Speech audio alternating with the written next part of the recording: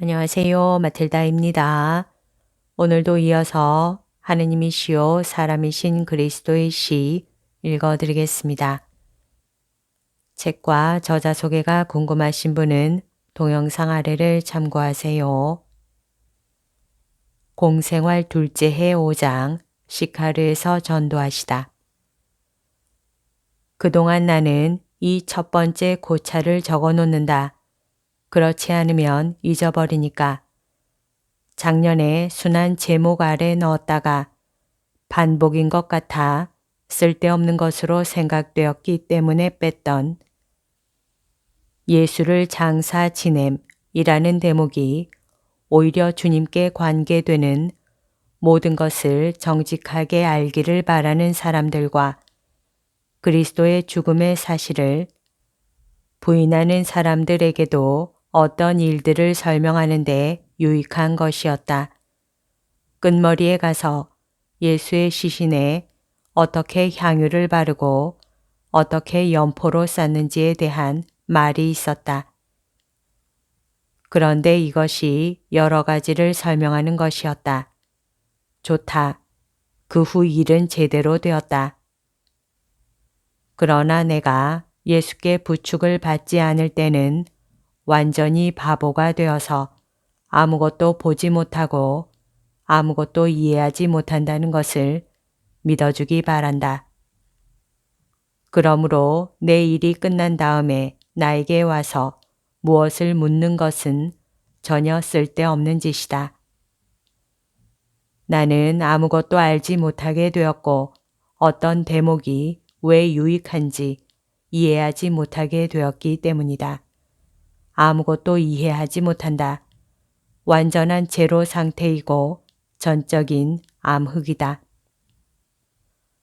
오늘 아침 새벽녘에 왜 그 대목이 문제의 제목 아래에 들어갔는지 그 이유가 나에게 제시되었다. 그래서 나는 인간적 판단의 오만에 대한 내 약을 꿀꺽 삼켰다. 이제는 끼워 넣은 종이에 가피를 하나 해서 시신이 어떻게 다루어졌는지를 설명하고 알기를 원하는 사람들과 부인하는 사람들을 위하여 유익하고 분명하라고 그것을 삽입했다. 그럼 이제는 앞으로 나아가자.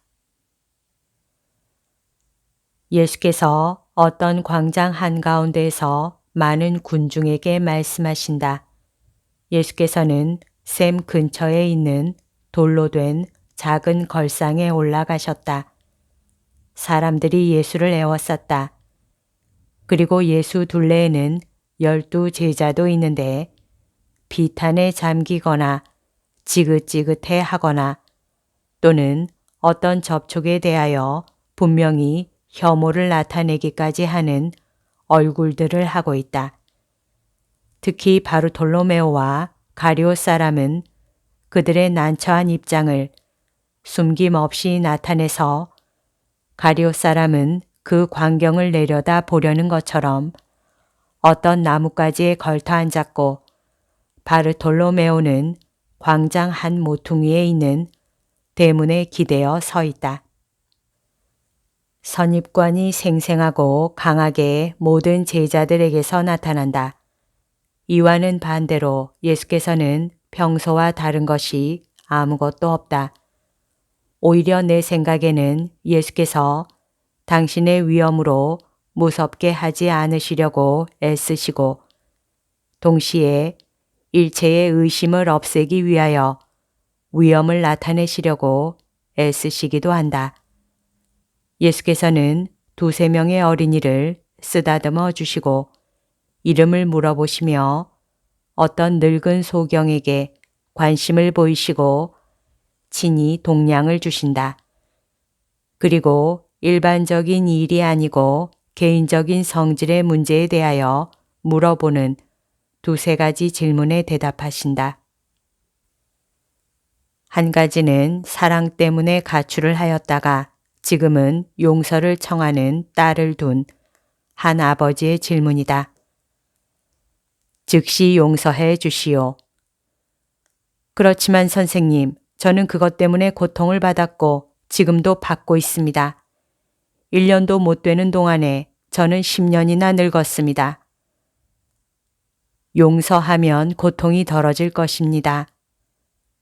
그렇게 될 수는 없습니다. 상처가 남아있으니까요.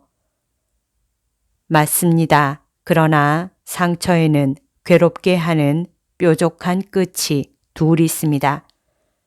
하나는 당신이 딸에게서 받은 명백한 치욕이고 또 하나는 당신이 딸에게 사랑을 거절하려고 하는 노력입니다. 이 후자만이라도 없애시오. 사랑의 가장 고결한 형태인 용서는 그것을 없앨 것입니다. 불쌍한 아버지, 그 딸이 당신에게서 낳고 그래서 당신의 사랑을 받을 권리를 항상 가지고 있다는 것을 생각하시오. 만일 그 딸이 육체에 병이 든 것을 보고 당신이 바로 당신이 치료해 주지 않으면 그 딸이 죽으리라는 것을 안다면 그냥 죽으라고 놓아두겠습니까? 그러면 바로 당신이 당신의 용서로 딸의 불행을 막고 딸이 사랑을 건전하게 평가하도록 이끌어 올 수도 있다는 것을 생각하시오. 그 딸에 있어서는 물질적인 면, 가장 천한 면이 우세했었기 때문입니다. 아시겠어요? 그러면 제가 용서해야 된다는 말씀입니까? 용서해야 합니다. 그렇지만 그 애가 그런 일을 한 다음에 있는 것을 보고 어떻게 저주를 하지 않을 수가 있겠습니까? 그러나 그렇게 되면 당신이 용서하지 않는 것이 될 것입니다. 용서는 집의 문을 열어주는 데 있는 것이 아니라 마음의 문을 열어주는 데 있는 것입니다. 이거 보세요. 인자한 사람이 되시오. 아니, 우리가 변덕스러운 송아지에 대해서 가지는 참을성을 우리 아이에 대해서 가지지 못하겠습니까? 이번에는 한 여자가 고아들인 자식들에게 아버지를 주기 위해서 시동생과 결혼하는 것이 좋겠느냐고 묻는다. 그 사람이 정말 아버지 노릇을 할 것이라고 확신합니까? 예, 선생님. 저는 아들이 셋 있습니다. 그런데 그 애들을 지도하려면 남자가 필요합니다. 그러면 그렇게 하시오. 그리고 첫 번 남편에게 충실했던 것과 같이 그에게도 충실한 아내가 되시오. 셋째 사람은 안티오키아로 오라는 초청을 받았는데 그 초청을 받아들이는 것이 좋은지 나쁜지를 묻는다. 그런데 그곳에는 왜 가려고 하십니까? 이곳에는 저와 저의 많은 자식들이 살아갈 생활수단이 없기 때문입니다. 제가 이방인을 한 사람 알았었는데 그 사람은 제가 일을 잘하는 것을 보았기 때문에 저를 쓰겠다고 하고 제 아들들에게도 일거리를 주겠다고 합니다. 그러나 저는 사마리아인으로서 이런 소심증이 있다는 것이 선생님께 이상이 생각되겠지만 저는 이런 소심증이 있습니다. 즉, 저는 우리가 믿음을 잃기는 싫은 것입니다. 그 사람은 이교도이거든요. 아시겠습니까? 그러면요. 오염하기를 원치 않는 사람은 아무것도 오염시키지 못합니다. 그러니까 안티오키아로 가시오. 그리고 참 하느님께 충실하시오. 하느님께서 당신을 인도하실 것입니다. 그리고 당신은 주인에게 은인이 되기까지 할 것입니다. 그 사람이 당신의 성실을 통해서 하느님을 알게 될 것이니까요. 그런 다음 예수께서는 모든 사람에게 말씀하신다. 나는 여러분 중에서 많은 사람의 말을 들었습니다. 그리고 모든 사람에게서 은밀한 고통과 걱정을 발견했습니다. 여러분은 그것을 깨닫지 못합니다만 그것이 여러분의 마음속에서 울고 있습니다. 그 고통과 걱정이 여러 세기를 두고 커지는데 여러분이 말하는 이유도 사람들이 여러분에게 던지는 욕설도 그것을 없애지는 못합니다. 오히려 그것이 점점 더 단단해져서 눈이 얼음으로 변할 때처럼 무게가 나갑니다. 나는 여러분이 아니고 또 여러분을 비난하는 사람들 축에도 끼지 않습니다. 나는 정의요 지혜입니다. 그래서 여러분의 문제를 해결하기 위하여 또 에제키엘의 말을 인용하겠습니다. 에제키엘은 예언자의 자격으로 사마리아와 예루살렘에 대해 말하는데 그들이 같은 배에서 태어난 두 딸이라며 그 이름은 오홀라와 오홀리바라고 하였습니다. 먼저 우상 숭배에 떨어진 것은 첫째 딸 오홀라였습니다. 그것은 그가 벌써 하늘에 계신 아버지와의 영적인 일치를 잃었었기 때문입니다. 하느님과의 일치는 항상 구원입니다. 그 여자는 참다운 재물과 참다운 능력과 참다운 지혜를 자기 자신보다도 하느님보다도 더 못한 어떤 사람의 보잘것없는 재물과 능력과 지혜와 바꾸었고 그를 유혹한 사람의 생활 방식의 노예가 될 정도로 농락당하였습니다. 강해진다고 하다가 약해졌고 더 커진다고 하다가 더 작아졌습니다. 경솔한 짓을 하다가 분별 없게 되었습니다. 어떤 사람이 무모하게 병에 감염되면 그것을 고치기가 대단히 어렵습니다. 여러분은 이렇게 말하겠지요. 우리가 작아졌는가? 아니야, 우린 커졌어. 하고. 커졌지요. 그렇습니다. 그러나 어떻게, 어떤 대가를 치르고 커졌습니까? 여러분도 그것을 압니다. 여자들 가운데서도 얼마나 많은 사람이 그들의 정절이라는 끔찍한 대가를 치르고 재산을 얻습니까? 그 여자들은 오래 갈 수 없는 것을 장만합니다. 그 여자들은 결코 끝이 없는 어떤 물건, 즉 그들의 좋은 평판을 잃습니다. 오홀리바는 오홀라가 무분별한 짓으로 재물을 얻은 것을 보고 오홀라를 본받으려고 하여 오홀라보다도 더 분별 없게 되었고 죄를 이중으로 지은 대가를 치렀습니다.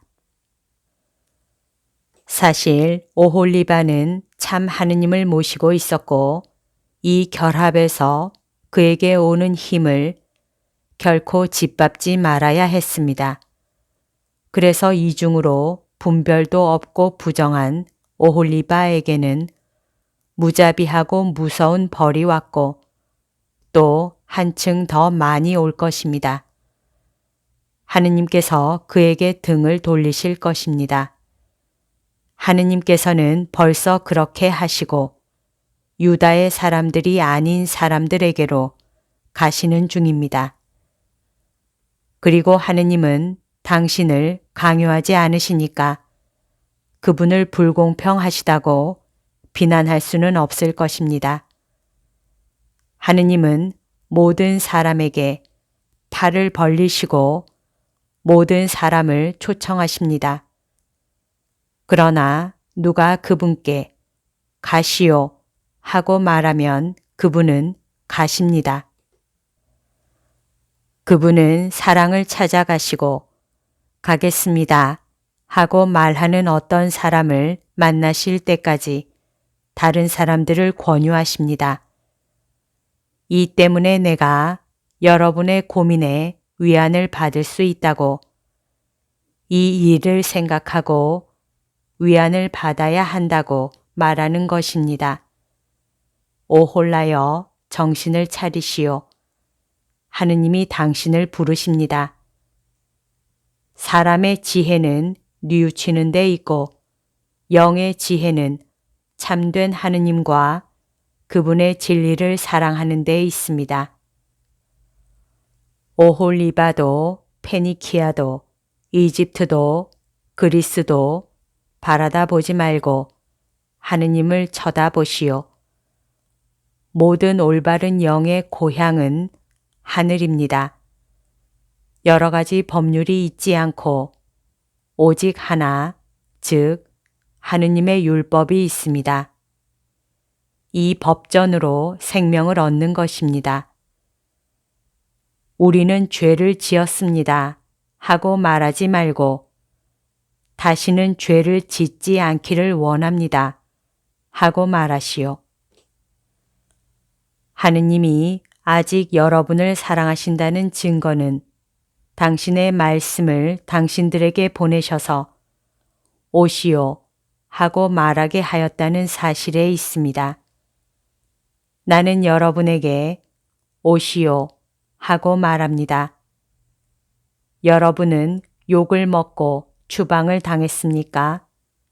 그런데 누구에게서 그런 일을 당했습니까? 여러분과 비슷한 사람들에게 당했습니다. 그러나 하느님은 그들보다 나으신데 하느님이 여러분에게 오너라 하고 말씀하십니다. 여러분이 성전에 가지 않은 것을 몹시 기뻐할 날이 올 것입니다. 여러분의 지성이 그것을 기뻐할 것입니다. 그러나 사마리아에 흩어져 있는 마음이 곧은 사람들 위에 벌써 하느님의 용서가 내려왔을 것이니까 영들은 훨씬 더 기뻐할 것입니다. 하느님의 용서가 내려오도록 준비하시오. 길을 잃은 하느님의 아들들이여 모든 사람의 구세주에게로 오시오. 그야 적어도 저희들 중에 몇 사람은 갈 것입니다. 저쪽에 있는 사람들이 저희들을 받아들이지 않는 것입니다. 그래서 나는 사제와 예언자와 더불어 또 이렇게 말하겠습니다. 나는 에프라임과 그에게 합쳐진 이스라엘 지파의 손에 들어있는 요셉의 숲을 빼앗아 유다의 숲과 합쳐서 다만 하나의 숲을 만들겠다. 그렇습니다. 성전에서가 아닙니다. 나에게로 오시오. 나는 여러분을 물리치지 않습니다. 나는 사람들이 우주의 지배자라고 부르는 사람입니다. 나는 왕들의 왕입니다. 깨끗해지기를 원하는 백성들이여, 나는 여러분 모두를 깨끗하게 하겠습니다. 목자가 없거나 우상 숭배자인 목자와 같이 있는 양떼들이여, 내가 여러분을 모으겠습니다. 나는 착한 목자이기 때문입니다. 나는 여러분에게 오직 하나밖에 없는 장막을 주고 그것을 내 신자들 가운데 놓아두겠습니다.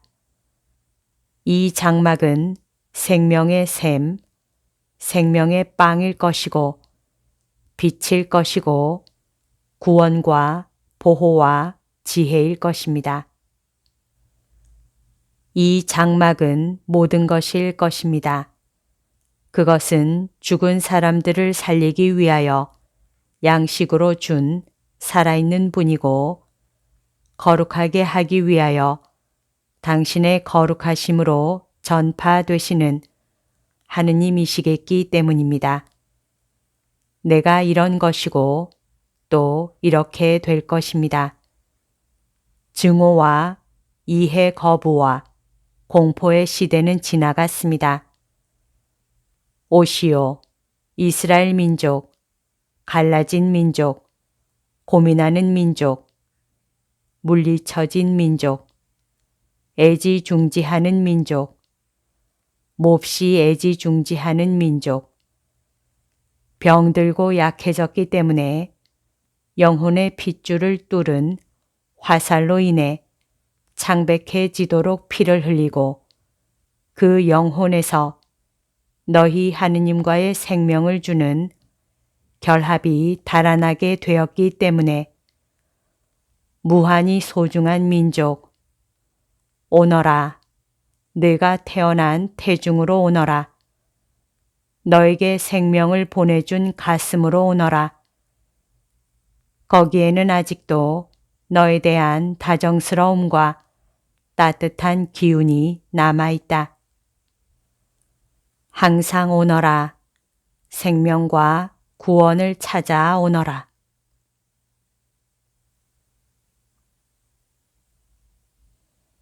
여기까지가 오늘 들려드릴 내용입니다.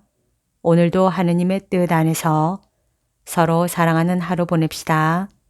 사랑합니다. 축복합니다.